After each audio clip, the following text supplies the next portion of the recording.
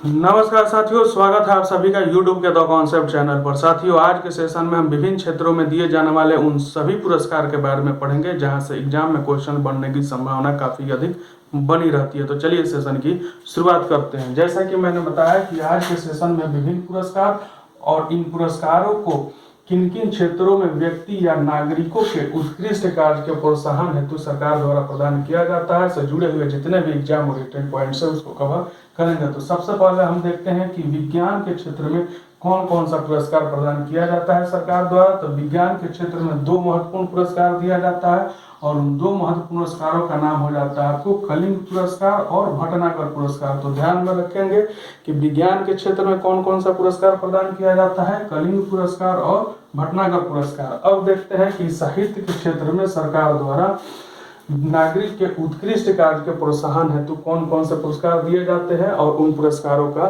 क्या नाम है। तो साहित्य के क्षेत्र में दिए जाने वाले 4 प्रमुख पुरस्कार है और उन चारों प्रमुख पुरस्कारों का नाम आपको इस प्रकार है। तो प्रथम पुरस्कार आ जाता है आपको मान बुकर पुरस्कार, दूसरा ज्ञानपीठ पुरस्कार, तीसरा सरस्वती पुरस्कार और चौथा व्यास पुरस्कार। यानी कि ये 4 वे प्रमुख पुरस्कार है जो साहित्य के क्षेत्र में नागरिकों के उत्कृष्ट कार्य के प्रोत्साहन हेतु सरकार द्वारा प्रदान किया जाता है। और उनके नाम क्या क्या है? मान बुकर पुरस्कार, ज्ञानपीठ पुरस्कार, सरस्वती पुरस्कार और व्यास पुरस्कार।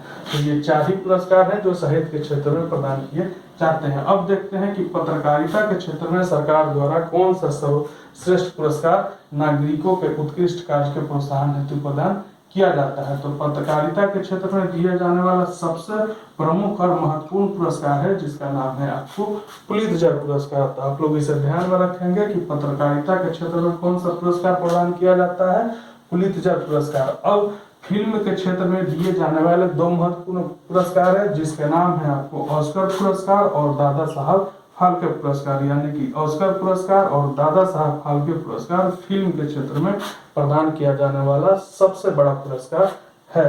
अब आगे देखेंगे कि खेल के क्षेत्र में कौन कौन सा पुरस्कार प्रदान किया जाता है। तो खेल के क्षेत्र में 3 महत्वपूर्ण पुरस्कार प्रदान किया जाता है जिसमें से पहले का नाम है आपको मेजर ध्यानचंद पुरस्कार, दूसरा अर्जुन पुरस्कार और तीसरा द्रोणाचार्य पुरस्कार। यानी कि मेजर ध्यानचंद खेल रत्न पुरस्कार, अर्जुन पुरस्कार और द्रोणाचार्य पुरस्कार, ये 3 पुरस्कार आपको खेल के क्षेत्र में प्रदान किया जाता है। अब देखते हैं कि चिकित्सा के क्षेत्र में कौन सा पुरस्कार प्रदान किया जाता है। तो चिकित्सा के क्षेत्र में दिया जाने वाला मात्र एक ही प्रमुख पुरस्कार है जिसका नाम है धन्वंतरी पुरस्कार। तो धन्वंतरी पुरस्कार आपको चिकित्सा के क्षेत्र में दिया जाने वाला सबसे बड़ा पुरस्कार का नाम है। अब कृषि पैदावार के क्षेत्र में भी एक पुरस्कार दिया जाता है जिसका नाम है बोरलॉग पुरस्कार। तो बोरलॉग पुरस्कार कृषि के क्षेत्र में नागरिक के उत्कृष्ट कार्य के प्रोत्साहन हेतु सरकार द्वारा प्रदान किया जाता है। उसी तरह सामाजिक सद्भाव के क्षेत्र में भी आपको कबीर पुरस्कार दिया जाता है।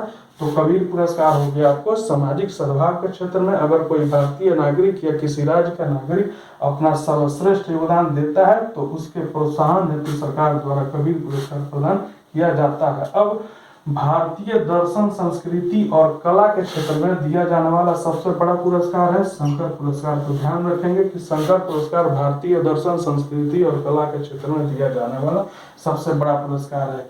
अब फिल्म के बाद आपको देखते हैं कि संगीत के क्षेत्र में कौन सा सबसे बड़ा पुरस्कार है। तो संगीत के क्षेत्र में दिया जाने वाला सबसे बड़ा पुरस्कार है आपको ग्रैमी अवार्ड, जिसे आप लोग एकदम सुने होंगे कि कई बार ग्रैमी अवार्ड की चर्चा काफी अधिक रहती है। तो ग्रैमी अवार्ड आपको संगीत के क्षेत्र में दिया जाने वाला सबसे बड़ा पुरस्कार है। फिर हम देखेंगे कि नोबेल पुरस्कार कितने क्षेत्रों में दिया जाता है और उन क्षेत्रों के क्या नाम है। तो नोबेल पुरस्कार कुल 6 क्षेत्रों में दिया जाता है और वह 6 क्षेत्रों में हो जाते हैं आपको चिकित्सा के क्षेत्र में, भौतिकी के क्षेत्र में, रसायन के क्षेत्र में, शांति के क्षेत्र में, साहित्य के क्षेत्र में और अर्थशास्त्र के क्षेत्र में। यही वे 6 क्षेत्र हैं जिसमें आपको नोबेल पुरस्कार प्रदान किया जाता है। तो नोबेल पुरस्कार कितने क्षेत्र में प्रदान किया जाता है? चिकित्सा, भौतिकी, रसायन, शांति, साहित्य और अर्थशास्त्र के क्षेत्र में दिया जाने वाला सबसे बड़ा पुरस्कार है यह नोबेल पुरस्कार। अब देखते हैं कि भारत रत्न जो भारत सरकार द्वारा प्रदान किया जाता है वह किन किन क्षेत्र में प्रदान किया जाता है। तो साहित्य, कला, विज्ञान के क्षेत्र में जन सेवा है। तो ध्यान रखेंगे साहित्य, कला और विज्ञान के क्षेत्र में अगर कोई व्यक्ति जन सेवा में अपना सर्वोत्कृष्ट योगदान देता है तो उसे प्रोत्साहित करने हेतु भारत सरकार द्वारा भारत रत्न पुरस्कार से सम्मानित किया जाता है। तो साथियों, आज के सेशन में बस इतना ही। फिर अगले सेशन में मिलेंगे हम एक नए टॉपिक के साथ। तब तक के लिए जय हिंद, वंदे मातरम।